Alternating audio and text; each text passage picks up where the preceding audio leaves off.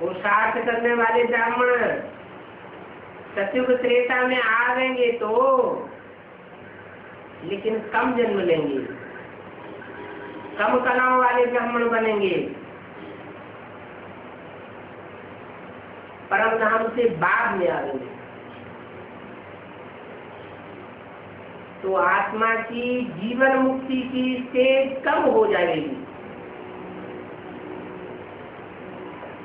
5000 वर्ष के ड्रामा में ऑलराउंड पार्ट नहीं बजाए सकेंगे। कौन? जिनमें योग बल की कमी होगी। योग की कमी बहुतों में है। ब्राह्मण जीवन में योग का पुरुषार्थ तो करते हैं,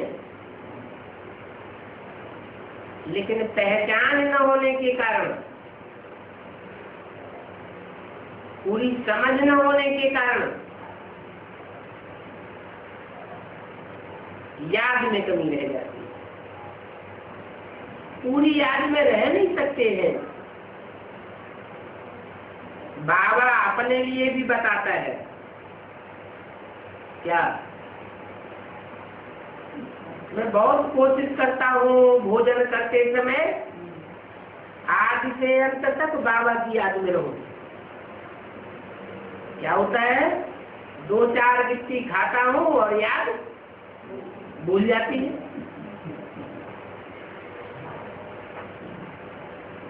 अब वो भोग चाहे मुख का भोग हो, चाहे कोई दूसरी कर्म इंद्रियों का भोग हो,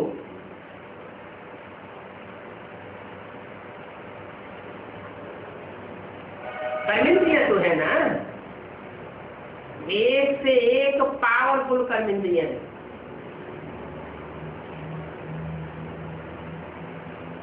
विकार जुड़े हुए हैं। सबसे कड़ा विकार कौन सा है? काम विकार। विकारी सुख तो भोगते हैं, लेकिन याद टिकती नहीं। बाप कैसे कर्म करते मुझे याद करो, लेकिन याद टिकती ही नहीं। इसका मतलब क्या हुआ?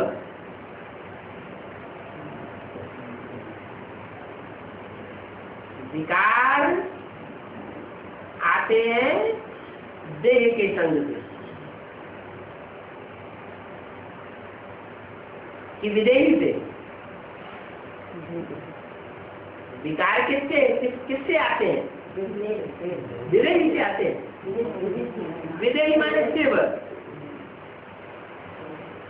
और देहधारी मानो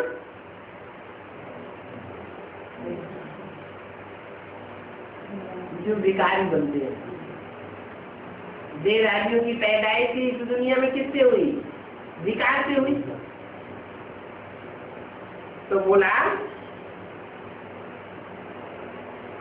कि कर्म करते मुझे याद करना है, लेकिन भूल जाते हैं।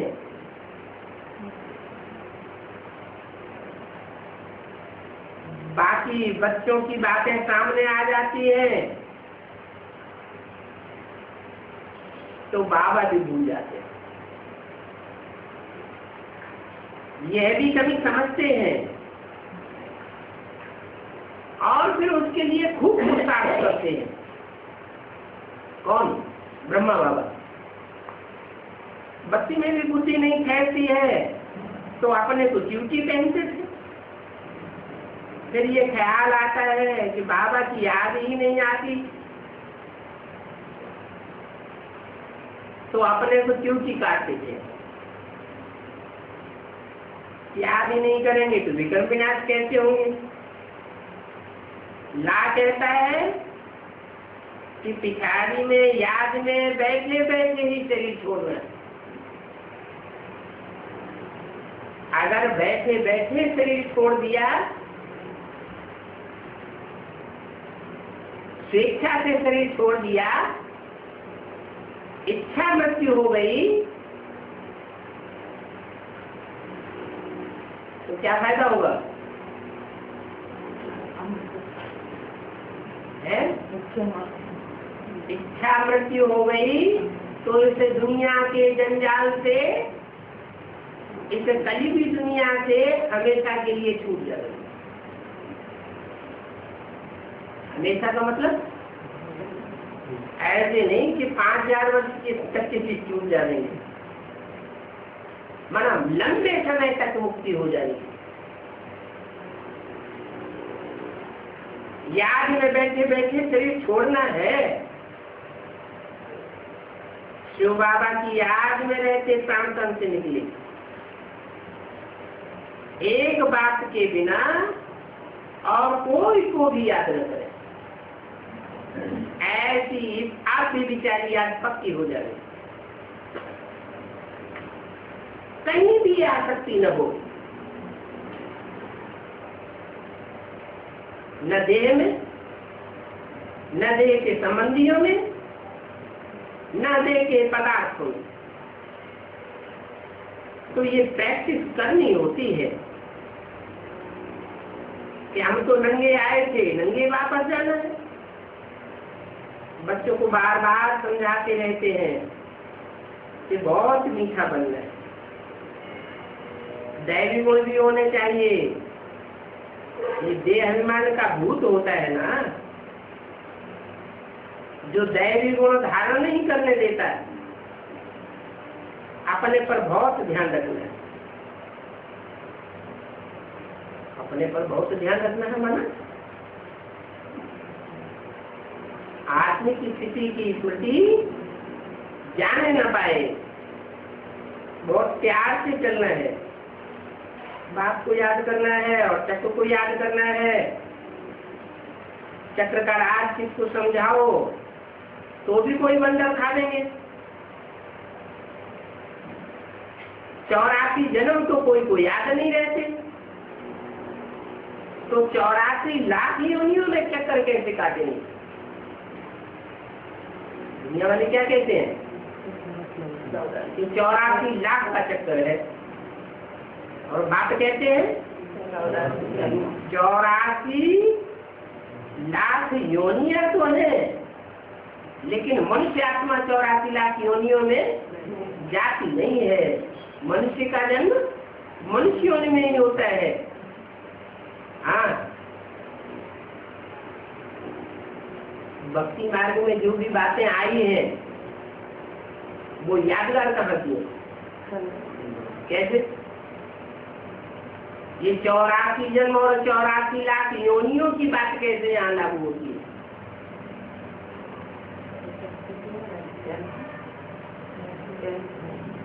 ये हो सकता है कि जो पाठधारी आत्माएं हैं वो नंबरवार ऐसे पार्ट बजाती है कि जैसे 84 लाख योनियों में कीड़े मकोड़े पशु पक्षी पतंगे पार्ट बजाते हैं, ऐसा पार्ट बजाए सकती है। बाकी ऐसे नहीं कि उनके चोले भी बदल जाते, है ना। स्वभाव संस्कार ऐसा हो सकता है, बंदर की तरह विकारी बन सकते हैं, लेकिन बंदर नहीं बनेंगे। देह अभिमानी सांड की तरह देह अभिमानी बन सकते हैं, लेकिन सांडा नहीं बनेंगे। तो भक्ति मार्ग में यहाँ की जो बातें हैं संगम युग की, वो सब उठाएगी। संगम युग में माया बहुत प्रकोप करती है, बहुत हिलाती है, इतना हिलाती है कि जानवर से भी बदतर काम कराएगी। जैसे राक्षसी वृत्ति बन जाती है। शूटिंग हो रही है, 5000 वर्ष के ड्रामा की शूटिंग होती है, रिहर्सल होती है। उसमें उतरती कला और चढ़ती कला दोनों की शूटिंग होती है। चढ़ती कला के युग है सत्युग त्रेता, जहाँ देवताएं बनते हैं। देवता बनते ही है श्रीमत पर चलने से, मनुष्यों की मत पर चलने से अथवा मनमत पर चलने से असुर बन पड़ते हैं, राक्षस बन पड़ते हैं, जानवरों से भी बदतर बन पड़ते हैं। तो श्रीमत ये बहुत ऊंचा उठाने वाली है। कोई को ख्याल में नहीं आ सकता कि मनुष्य आत्मा कैसे 84 लाख योनियों जैसे स्वभाव संस्कार धारण कर लेती है। कभी कोई स्वभाव संस्कार धारण कर लेती है, कभी कोई स्वभाव संस्कार धारण कर लेती है।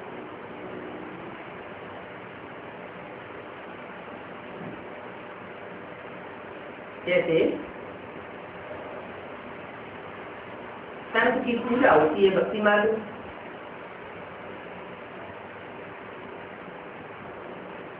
तो पूजा का आधार क्या है? पवित्रता। तो क्या सर्प ने पवित्रता धारण की होगी? सर्प की तो बात ही नहीं। कोई मनुष्य ऐसे हुए हैं सर्प में सर्प, कामी, क्रोधी, लोभी, मोही, अहंकारी, जो शंकर जी से लिपटे हुए दिखाई जाते हैं। काम विकार की यादगार कमर में सर्प लिपटा हुआ है, क्रोध विकार की यादगार, लोभ विकार की यादगार दोनों भुजाओं में लपटे हुए हैं, मोह की यादगार गले में लटका हुआ है, और अहंकार की यादगार सर के ऊपर दिखाते हैं। तो क्या कोई ऐसे सर्प होते हैं जानवर जो शंकर जी के साथ लटके रहे हो? नहीं, वो मनुष्य आत्माएं हैं जो सर्प की तरह विकारी होती है। वो विकारी मनुष्य आत्माएं, उनको वो अपने संग के रंग से निर्विकारी बनाता है, पतितों को पावन बनाता है, घबराता नहीं है। नहीं तो सन्यासी क्या करते हैं? स्त्री को ही नाम लेने कह के छोड़ के भाग जाते हैं।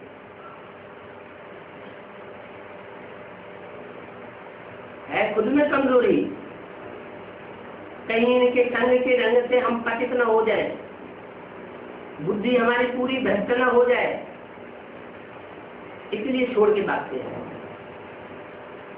लेकिन जो परमात्मा पाठधारी है वो विकारी दुनिया को पवित्र बना करके जाएगा, छोड़ करके जाने वाला नहीं है। इब्राहिम, बुद्ध, क्राइस्ट, गुरु नानक, विवेकानंद, ब्रह्मा बाबा सब शरीर छोड़ करके चले गए। इस विकारी दुनिया से, इस विकारी दुनिया के संग के रंग में रह करके विजय प्राप्त करके कोई भी नहीं, कोई भी काम विकार के ऊपर विजय प्राप्त करके नहीं गए। लेकिन एक ही स्वरूप का गायन है। वो कौन सा स्वरूप है? जिसके लिए कामदहन की कथा आती है भक्ति मार्ग में। कथा आई है ना, क्या कामदेव को भस्म कर दिया। इतने बड़े बड़े ग्रेट धर्म पिताएं,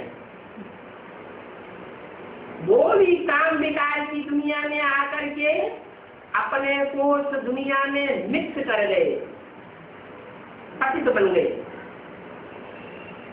कोई ऊपर नहीं जा सके। जैसे क्राइस्ट के लिए बोला है, क्राइस्ट इस समय कहाँ होगा? मुरली में बोला है, कहाँ होगा? जरूर इस दुनिया में कहीं बैगर के रूप में होगा। और उसके फॉलोअर्स कितने हैं? 150 करोड़ से भी ऊपर है फॉलोअर्स दुनिया में। इतनी महान आत्मा, और वो बैगर बनी पड़ी हुई। तो पतित बन गई या पावन बन गई? पतित बन गई। इस दुनिया में बड़े बड़े आए और धूप चाट के चले गए, इस दुनिया को चेंज नहीं कर सके। वो एक ही परम पिता परमात्मा का पार्ट है प्रैक्टिकल में। क्या ऐसे नहीं ज्ञान सुनाया और सुना के चला गया? ज्ञान सुना के चला जाता है क्या? है? नहीं। और तो आते हैं, मुंह के गल्ले बजा करके चले जाते हैं, शरीर भी छूट जाता है। दुनिया परिवर्तन नहीं होती, खुद को भी परिवर्तन नहीं कर पाते। क्यों नहीं कर पाते? क्योंकि जो धर्म है, धर्म के नाम पर अधर्म बन चुके हैं, तामसी बन चुके हैं, उन अधर्मों का विनाश नहीं कर पाते।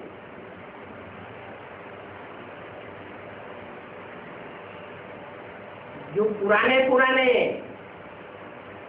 रीति रस्म रवाज हैं हर धर्म में,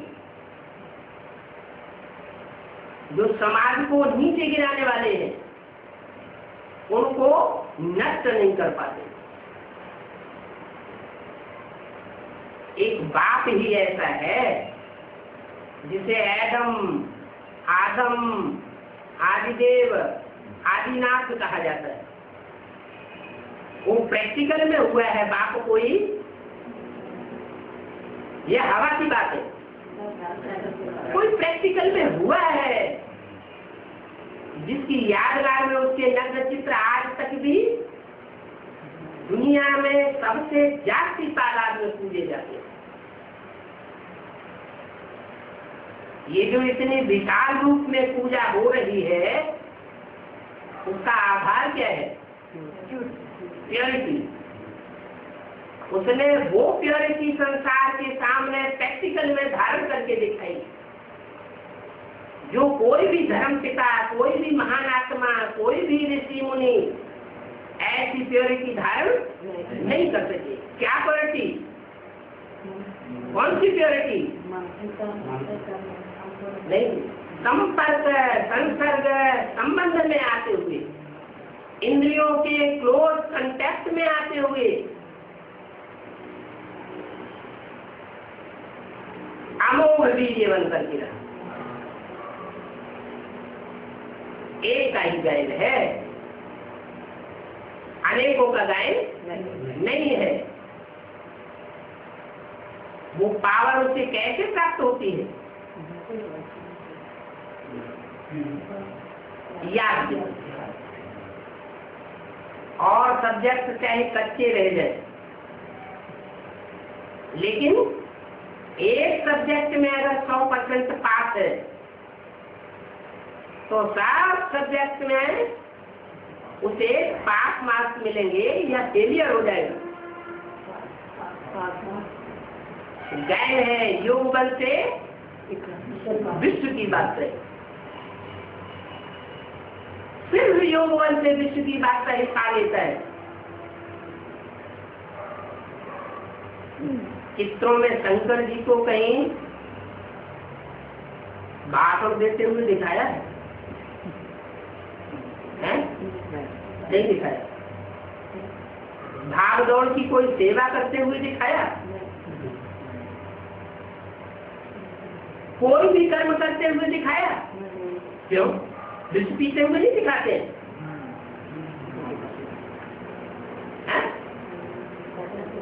दिखाते तो है, लेकिन वो चित्रकार ने चित्रकारी ऐसी की है जो सबकी समझ में आने वाली नहीं है। वो विष पीने की प्रक्रिया मनुष्य कोई जानवर मिशन सबके सामने नहीं करते। ये सबके सामने देखने की चीज है क्या? नहीं। बाकी गायन है कि शंकर ने विष पिया तो किसकी पैदाइश हुई? बिच्छू चिन्ह पैदा हो गई। अरे ऐसा काम क्यों किया? अगर परमात्मा पाठधारी है तो बिच्छू चिन्ह जैसे मनुष्य क्यों पैदा किए?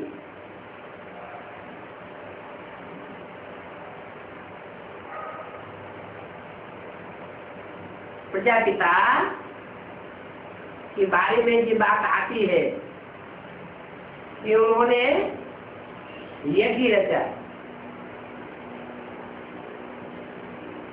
और तो यज्ञ का विध्वंस करने के लिए उन्होंने रुद्र तैयार कर दिए और उन्होंने यज्ञ को विध्वंस कर दिया।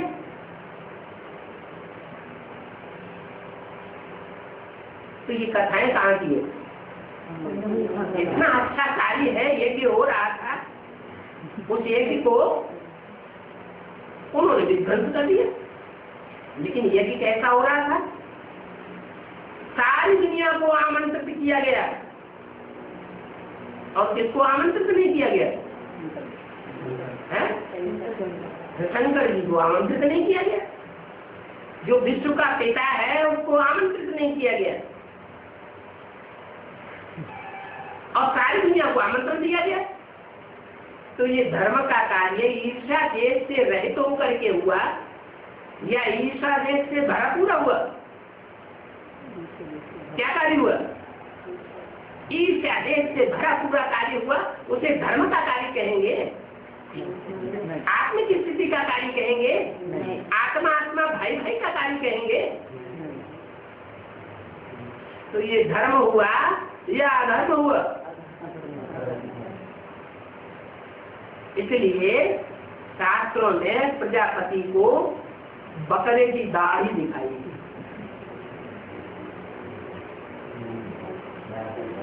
बकरा मन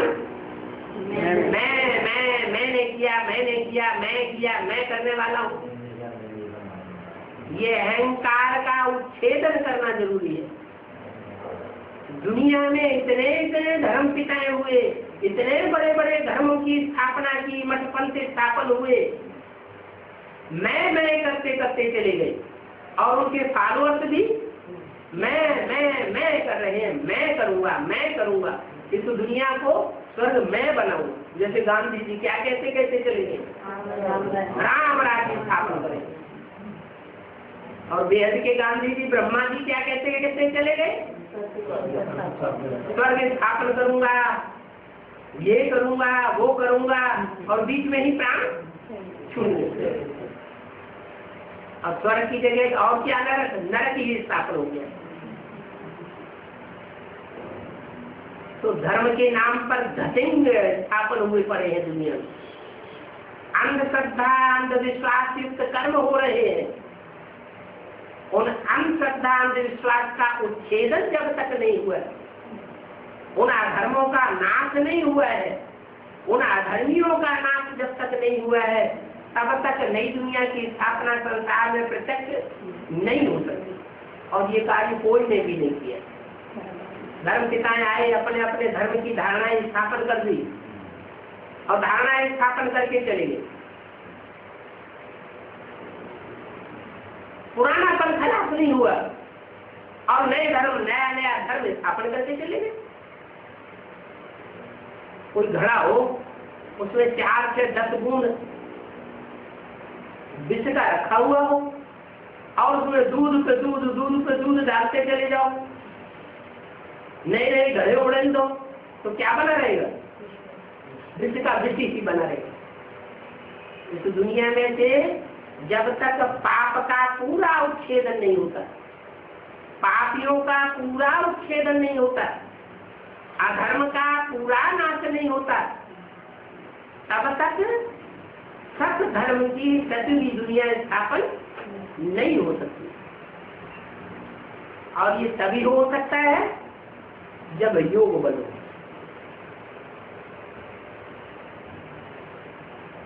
योग अर्थात लगाव, लगन, प्रीति, अटैचमेंट। किसी के साथ अटैचमेंट होता है ना, तो खाना पीना भी अच्छा नहीं लगता।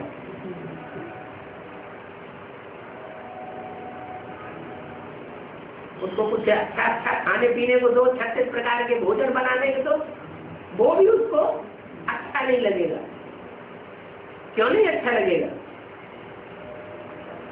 क्योंकि दिल लगी है दूसरी तरफ, तो कोई चीज में मन नहीं लगता। भक्ति मार्ग में याद करते हैं, झांझ बजाएंगे, मृदंग बजाएंगे, मजीरा बजाएंगे, मुख से चिल्लाएंगे, गीत गाएंगे। कोई सोचता है कि याद करने के लिए इन चीजों की जरूरत है? ये आर्टिफिशियल याद है या ओरिजिनल याद है? आर्टिफिशियल याद है।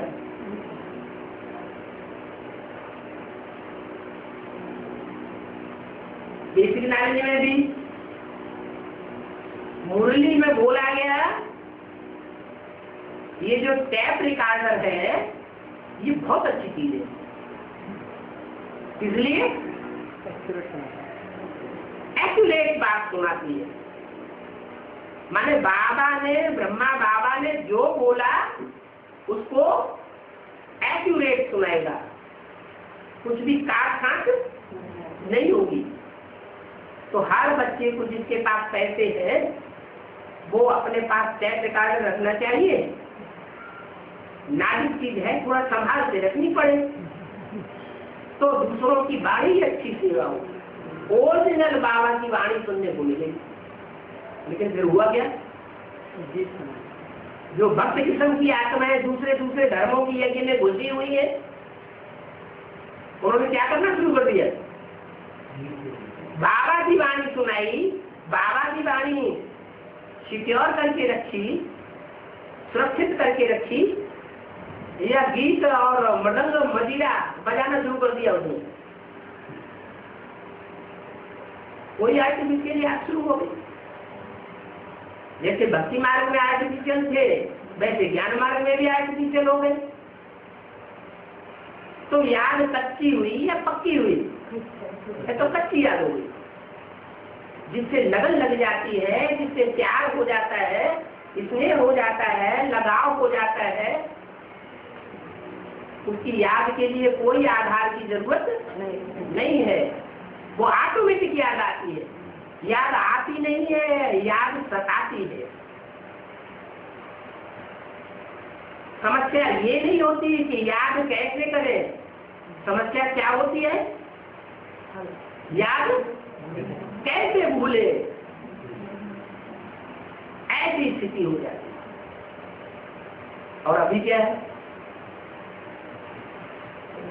बाबा रोज रोज मुरलियों में बोलते रहते बच्चे मुझे याद करो, मुझे याद करो, मुझे याद करो, लेकिन याद स्थायी होती क्यों नहीं है?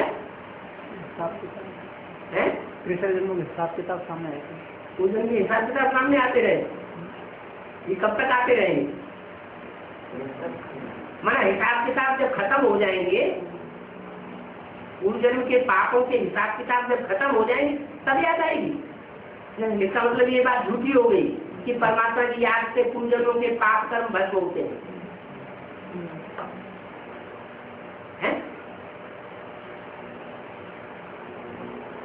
याद क्यों भूल जाती है? कीमत पर याद नहीं। हाँ, क्यों प्यार क्यों नहीं है? देहधारियों से प्यार क्यों हो जाता है जो अल्पकाल की प्राप्ति कराते हैं? परमात्मा को पहचाना नहीं। हाँ, असली बात यह है कि परमात्मा बाप मैं जो हूँ, जिस रूप में पाठ बजा रहा हूँ, उसको उसी रूप में कोई ने पूरा पहचाना नहीं है। अगर पूरी पहचान हो जावे तो बुद्धि ऐसी लटक जाएगी कि बुद्धि से याद छूटेगी। जैसे अभय कमानी में बोला क्या, समस्या ये न हो कि याद भूल जाए,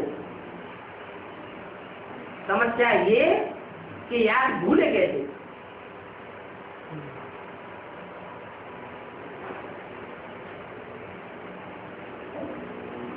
अभी तो देवानी ही नहीं छूटता। आत्मिक स्थिति की जो हम ओरिजिनल रूप में हम हैं आत्मा, वो रूप ही याद नहीं रहता।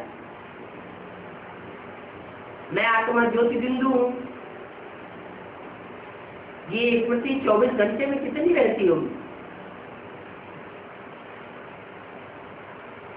70 साल हो गए प्रैक्टिस करते करते।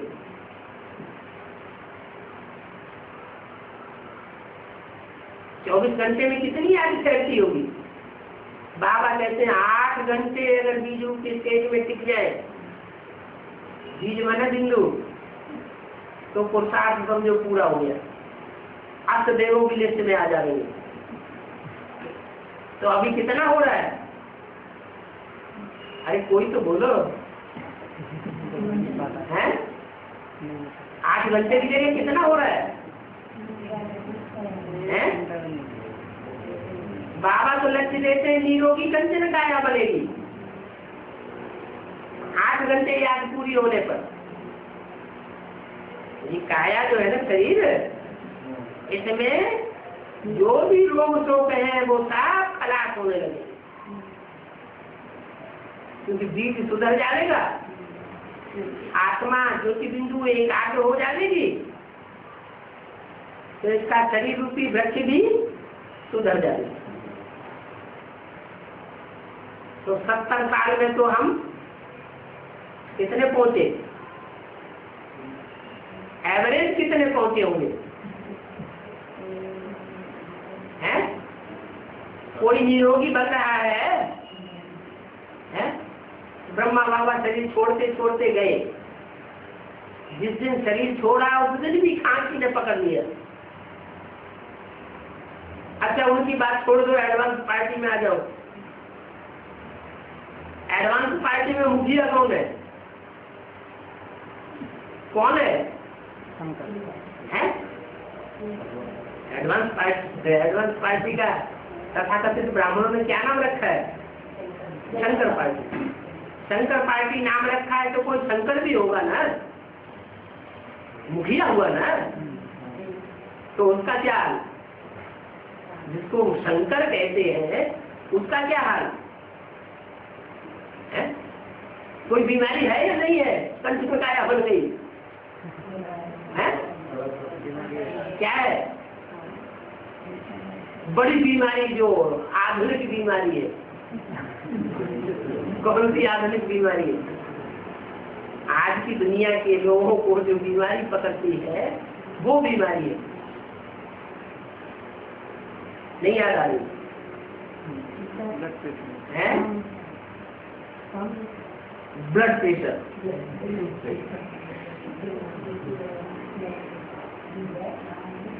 तो ये भी बीमारी है ना। वैसे लोग कहते हैं ब्लड प्रेशर कोई बीमारी नहीं होती है, बीमारी कोई दूसरी होती है। अगर वो दूसरी बीमारी हटा दी जाए तो ब्लड प्रेशर अपने आप खत्म हो जाएगा। तो ये आधुनिक बीमारी है। विदेशियों को पहले पकड़ा, क्योंकि मुरली में बोला बाप इस समय विदेशी बनकर के आते हैं। क्या बाप क्या बनकर के आते हैं? विदेशी बनकर के आते हैं। तो विदेशी बनकर के आए तो बीमारी भी कौन सी पकड़ेगी? विदेशी बीमारी पकड़ती है। साधारण तन में आते हैं ना, साधारण तन में आते हैं तो कर्म भी कैसे करेंगे? साधारण कर्म ही करेंगे। तो उनको भी जो एडवांस पार्टी की बड़ी से बड़ी हस्ती है उसको भी बीमारी पकड़ती है। अब क्या कारण है क्यों पकड़ती है वो एक अलग बात, वो तो बता दिया। क्या बाप और दादा चाहे तो वापस जा सकते हैं। बाप कौन और दादा कौन? राम वाली आत्मा बाप। राम बाप को कहा जाता है, कृष्ण बच्चे को कहा जाता है। ऐसे कहीं मुरली में बोला? कृष्ण बाप को कहा जाता है, राम बच्चे को कहा जाता है?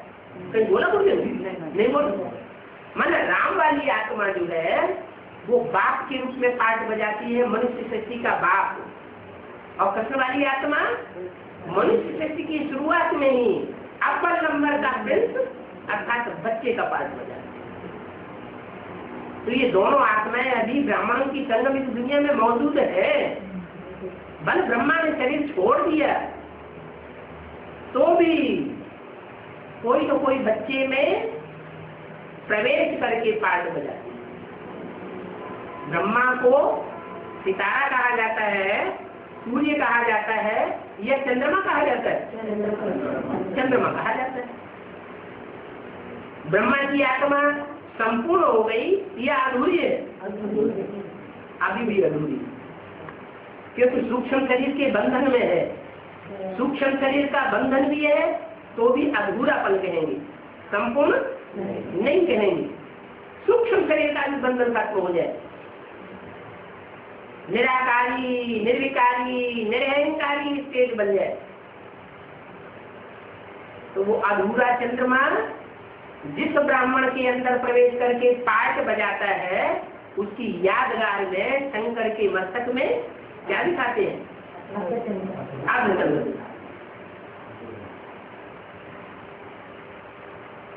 अर्धचंद्रमा संपन्न आत्मा नहीं है। इसलिए क्यों नहीं है संपन्न? अभी तक भी संपन्न क्यों नहीं है? क्योंकि अभी एडवांस की पढ़ाई उसकी भी पूरी नहीं हुई है। कृष्ण की आत्मा भी इस समय पढ़ाई पढ़ रही है। कृष्ण बच्चा है, किसके द्वारा पढ़ रही है? जो बाप टीचर सदगुरु का एक ही व्यक्तित्व का पार्ट है। क्या मैं बाप भी हूँ, मैं टीचर भी हूँ, मैं सदगुरु भी हूँ। एक ही रूप से तीनों हूँ। ये नहीं कहा मैं माँ भी हूँ। किसी मुझे बोला क्या कि मैं माँ भी हूँ, मैं बाप भी हूँ, मैं टीचर भी हूँ, मैं सदगुरु भी हूँ? माँ नहीं बोला। इसका मतलब माँ का पार्ट अलग, उसका नाम ही है ब्रह्मा। क्या? ब्रह्मा। ब्रह्मा ने बड़ी, माँ माने माँ। शास्त्रों में जो भी शब्द है वो अर्थ सहित शब्द है। जैसा काम वैसे नाम पड़े। शास्त्रों में ऐसे ही नाम थोड़े रखे गए। तो ब्रह्मा के रूप में, माँ के रूप में जिसने सहनशीलता पूर्वक पाठ बजाया, भले अपना हार्ट फेल हो गया लेकिन बच्चों को दो शब्द कभी भी नहीं बोले। इतनी सलोनी माँ का पाठ दुनिया में और किसी ने बजाया होगा क्या? कृष्ण की सोल के द्वारा ये पाठ चला। क्यों? उसमें सुप्रीम सोल प्रवेश करके वो माँ का पाठ बजा रहा था। तो माँ का पाठ था बाप, टीचर और सदगुरु का पाठ नहीं। बाप का काम होता है आदि में बीजारोपण करना। ज्ञान का बीजारोपण ब्रह्मा के द्वारा नहीं हुआ। ब्रह्मा तो साक्षात्कार हुए लेकिन वो तो परेशान हो गए। गुरु से पूछा, उसने मना कर दिया। वाराणसी में गए विद्वान पंडित से, आचार्यों से, उनको संतुष्टि नहीं हुई तो भटकते गए। इसका मतलब साक्षात्कार होना, कोई ज्ञान होना, ज्ञान का बीजारोपण नहीं हुआ।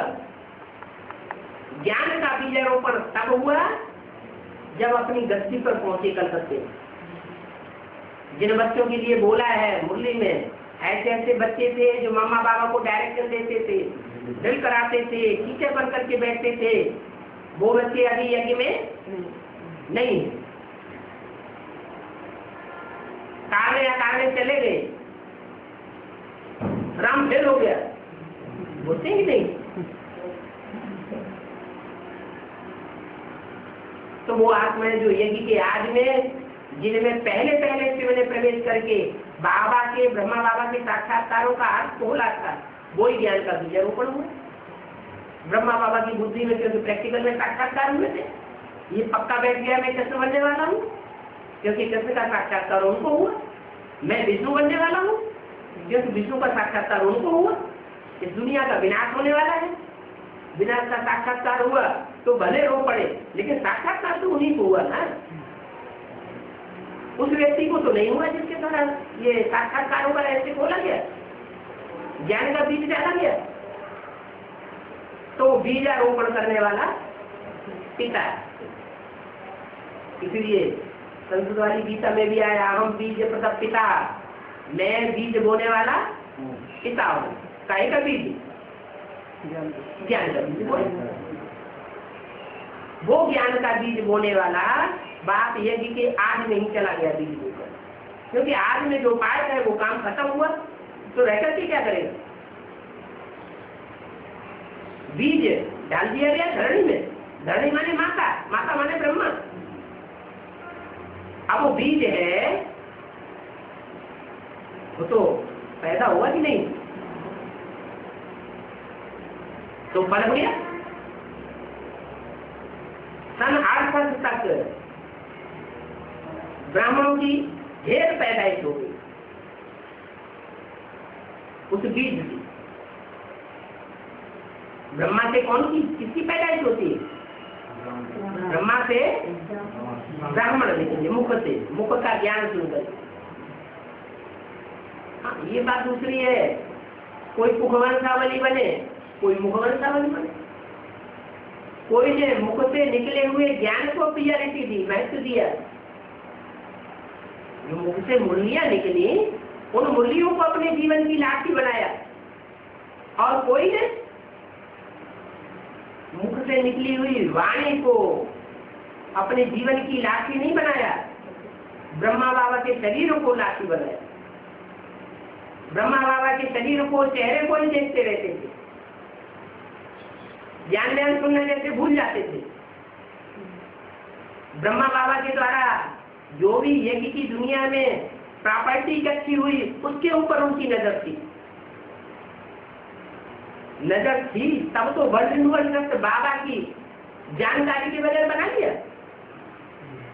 बाबा को हवा तक भी नहीं लगने दी और वर्ल्ड तैयार हो गया। उस वर्ल्ड के आधार पर ये सारी संस्था जो ब्रह्मा कुमारी ईश्वरी विश्वविद्यालय वो चल रहा है, वो वर्ल्ड ट्रस्ट का अगर भंडाफोड़ हो जाए तो पूरी संस्था अभी अपंग हो जाएगी। लेकिन वो तो ड्रामा बना हुआ है, शास्त्रों में लिखा हुआ है क्या कि दुर्योधन आया भगवान से मांगने और अर्जुन भी आया भगवान से मांगने। क्या मांगा? अर्जुन ने मांगा, वो दुर्योधन ने नहीं मांगा। दुर्योधन ने मांगा हमें आपका धन संपत्ति, सेना, महल, मानिया, अटारियां, राज्य सब चाहिए, तब हम जीत के दिखाएंगे। ये धर्म युद्ध और कर्म युद्ध। और अर्जुन ने क्या कहा? प्रभु हमें आपका कुछ नहीं चाहिए, हमें सिर्फ आप चाहिए। अलग को मिला अल्लाह, बेबाक का ही सारी भागीदार को देना। देखिए कि आज में दोनों ही भागीदार थे ना। कौन? ब्रह्मा बाबा दादा लेख रहा है, उन्होंने अपनी धन संपत्ति लगाई दुकान में, और जो भागीदार था उसने अपना तन और बुद्धि लगाई। जो रत्नों की दुकान थी उसे चलाने के लिए, तो भागीदार तो दोनों हुए ना। तो रेलगाड़ी कौन हो गया?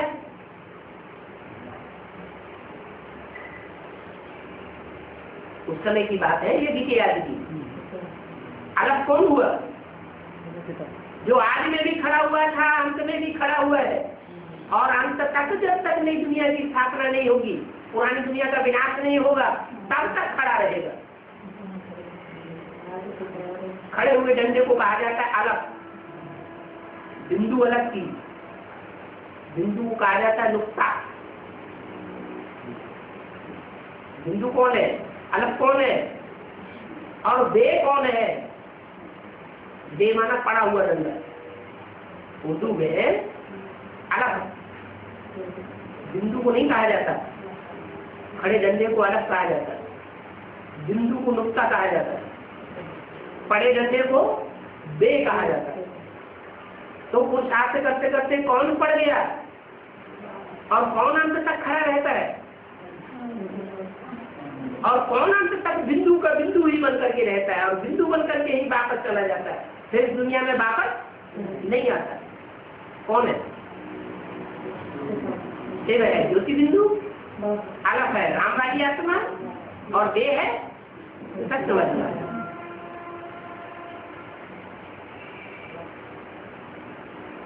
तो ये तीन जो बातें बताई, अक्षर अलग को मिला अल्लाह, बे बात का ही सारी भागीदार को देती। माना ब्रह्मा बाबा को यज्ञ की सारी संपत्ति, सारा कारोबार उनके हाथ में सौंप दिया, और खुद रास्ता लिया। क्या समझ के? अरे हमें तो भगवान मिल चुका, मैं तो परमात्मा बाप का मुकर्रर रखूं, दो रथों की बात की है मुरलियों में। कौन कौन से दो रथ? मुकर्रर रथ और टेम्परेरी रथ। टेम्परेरी माने आज है, कल नहीं रहेगा। और मुकर्रर माने आज भी है, रहेगा, बीच में भी रहेगा और अंत में भी रहेगा। उसको कहते हैं मुकर्रर। तो ब्रह्मा का पाठ है तो 3 मूर्तियां ना। किसकी 3 मूर्तियां हैं? अरे ये 3 मूर्तियां हैं, ब्रह्मा विष्णु शंकर। ये किसकी 3 मूर्तियां हैं? शिव की 3 मूर्तियां हैं। मुरली में तो बोला है समूर्ति शिव जयंती कहना चाहिए। सिर्फ शिव जयंती नहीं कहना है। शिव माने बिंदु। बिंदु तो आत्मा का नाम है। मेरी आत्मा का ही नाम शिव है। वो कभी बदलता नहीं। जब शरीर बदलते हैं तो नाम भी बदल जाता है। कृष्ण के अंतिम चोले में प्रवेश करते हैं तो नाम पड़ता है ब्रह्मा।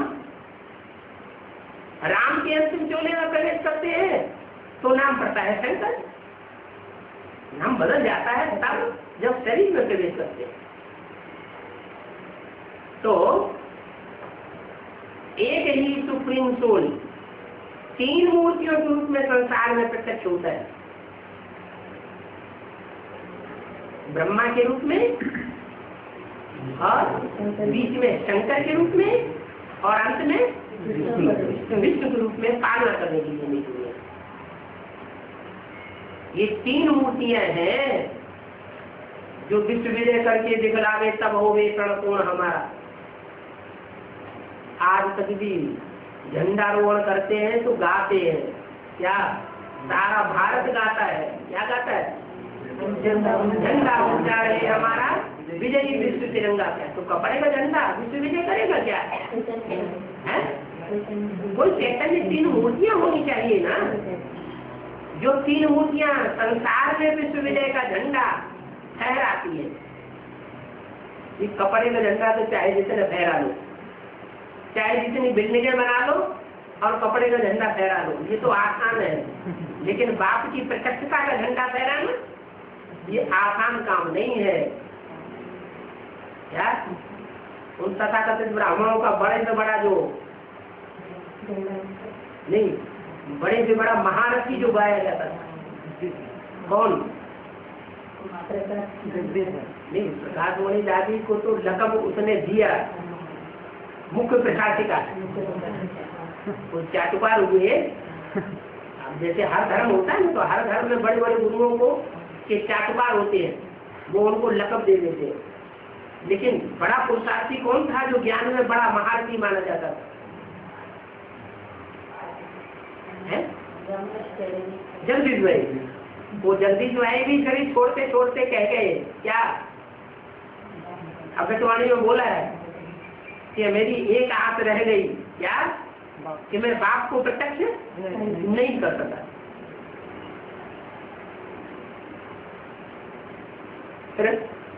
कौन प्रत्यक्ष करेगा? अरे कौन झंडारोहण करेगा? झंडा बुलंद करना सामने संसार के, यही बाप की प्रत्यक्षता है। झंडे में कितने कपड़े हैं? 3 कपड़े हैं। नीचे का कपड़ा हरा, कहते हैं सावन के अंधेरे को हरा ही हरा सूझता है। क्या श्रावण मास होता है ना, तो बरसात खूब होती है, खूब बरसात होती है। तो ज्यादा बरसात होगी तो चारों तरफ क्या हो जाएगा? हरियाली हरियाली हो जाती। और हरियाली के दिनों में अगर कोई अंधा हो जाए तो उसे क्या दिखाई पड़ेगा? भले गर्मी के दिन आ जाए तो भी क्या दिखाई पड़ेगा? हरा ही हरा दिखाई पड़ेगा। सत्युग आएगा, स्वर्ग आएगा, राम राज्य आएगा, ये आएगा, ऐसे होगा वैसे होगा, और होते होते हुआ कुछ भी नहीं।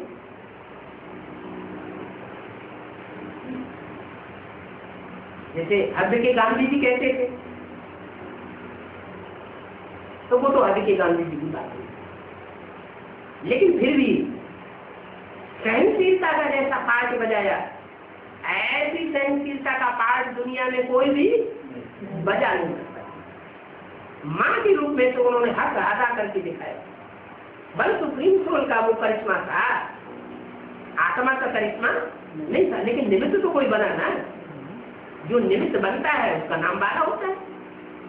तो माँ के रूप में जो पाठ बजाया वो प्रशंसनीय पाठ उनका हरे रंग के रूप में दिखाया जाता है। कपड़ा बन शरीर रूपी बस, और उसके ऊपर है सफेद बस। सफेद बस किस बात का सूचक है? प्योरिटी का सूचक है और सात्विकता का सूचक है। दुनिया का कोई रंग नहीं, क्या शुभ्र। और तीसरा कपड़ा लाल रंग। लाल रंग मान केसरिया रंग जिसे कहते हैं।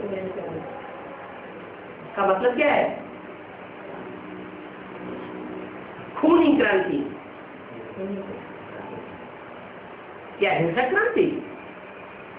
खून होता है तो हिंसा हो जाती है। खून की दो तरह का होता है, एक हद का खून जो शरीर के अंदर हद का खून है, और एक होता है बेहद का खून। बेहद का खून संकल्पों का खून। आत्मा के अंदर अच्छे और बुरे, माना काले और सफेद दो तरह के संकल्प दौड़ते रहते हैं। जैसे शरीर के अंदर 16,000 नसें नाड़ियां हैं। आधी नसें नाड़ियां काला खून बहाती हैं और आधी नसें नाड़ियां शुद्ध खून बहाती हैं। इस शरीर के अंदर ही 16,000 नसें नाड़ियां हैं। तो ये तो सारा विश्व है। इस विश्व के अंदर विराट पुरुष भगवान की 16,000 नसें नाड़ियां हैं। वो चैतन्य है या जड़ वाली है? चैतन्य नसें नाड़ियां है। उनमें आधी नसें नाड़ियां लैक्टिक है, माने काला खून बहाने वाली, संकल्पों का गंदा खून बहाने वाली, श्रीमत के अनुकूल संकल्प नहीं चलाती है, देहमान के संकल्प चलाती है। माना कुख वंशावली है, उन्हें ब्रह्मा की गोद ही याद आती है, या तो ब्रह्मा कुमारी ब्रह्मा कुमारों की गोद याद आती है। ज्ञान के पॉइंट उनकी बुद्धि में रमण नहीं करते। और आधी नाड़ियां ऐसी है जो ज्ञान के पॉइंट में रमण करने वाली है।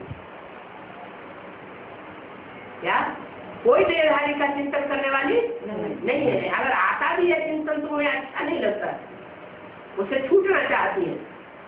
पुरुषार्थ ऐसा करती है कि वो छूट जाए, जल्दी छूट जाए।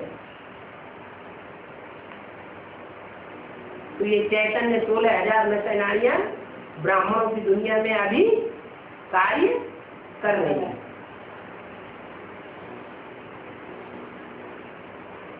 वो खून जो नसों में बहता है, नाड़ियों में बह रहा है, तो दो तरह का खून बताया। वो खूनी क्रांति नहीं करता है पहले पहले,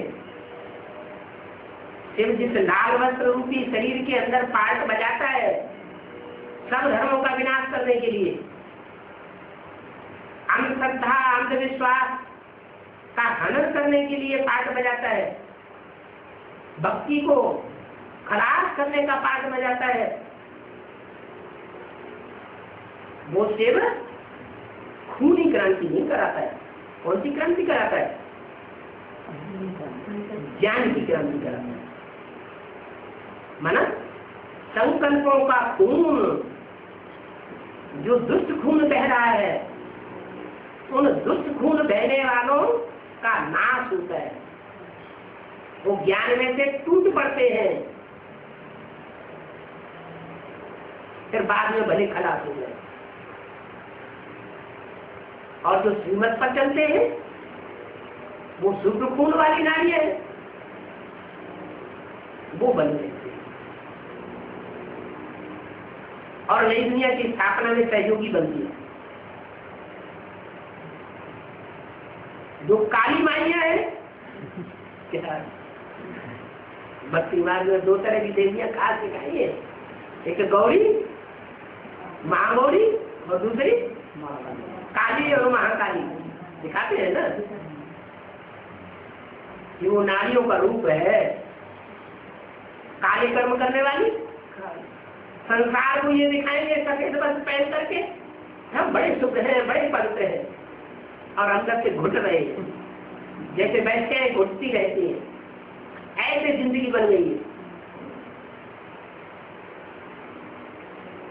तो काले कपड़े वाली हुई या शुभ्र कपड़े वाली हुई? जैसे मुसलमान औरतें क्या पहनती है? बुर्का, काला बुर्का, काला बुर्का पहनती है। तो ऐसे अंदर से दिल काला हुआ पड़ा है। बाप कहते हैं मुझे वो बच्चा प्रिय है जो अपना सच्चा सच्चा पोता मिल देने वाला, अपना सच्चा सच्चा पोता मिल देने वाला। कोई पोतों में एक है जो 100% अपना सच्चा पोता मिल देता है।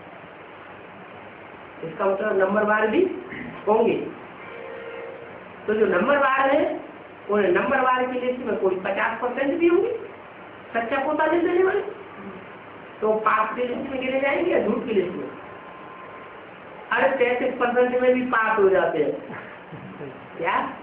66% कोई गलत पोता मिल दे और 33% सच्चा दे तो भी बाप का अरमान रहता है, उम्मीद रहती है कि आज नहीं तो कल सच्चे बन जाएंगे, सत्यखंड में जाने लायक हो जाएंगे। तो बोला ये तिरंगा झंडा फहराना माने बाप को प्रत्यक्ष करना, ये काम उन बच्चों का होगा जो योग बल में बहुत सीखे होंगे। तो बहुत प्यार से चलना है, अपने पर ध्यान देना है, बाप को याद करना है, चक्र को याद करना है। चक्र का राज तो किसको समझाओ तो बंडल खा देगा।